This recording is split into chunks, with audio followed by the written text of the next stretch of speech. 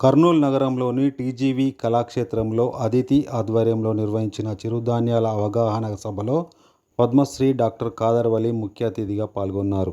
ఈ కార్యక్రమంలో 1000 మందికి పైగా రైతులు, మిల్లెట్ వినియోగదారులు పాల్గొన్నారు.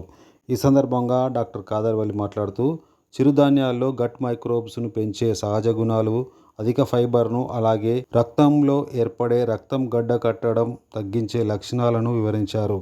చిరుధాన్యాలు రోజువారీ ఆహారంలో భాగమైతే జీవన శైలిలో గణనీయమైన మార్పు వస్తుందని సూచించారు.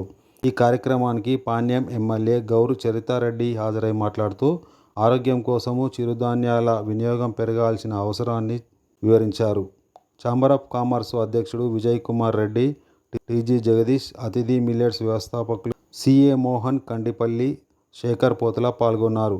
అతిథి మిల్లెట్స్ ప్రతినిధులు ఈ సందర్భంగా మాట్లాడుతూ, సంస్థకు కర్నూలులోనే సొంతంగా మిల్లెట్ ప్రాసెసింగ్ యూనిట్ ఉండి 200 మంది రైతులతో పనిచేస్తూ ప్రాసెస్ చేసిన చిరుధాన్యాలను దేశవ్యాప్తంగా అనేక రాష్ట్రాలకు సరఫరా చేస్తున్నట్లు తెలిపారు.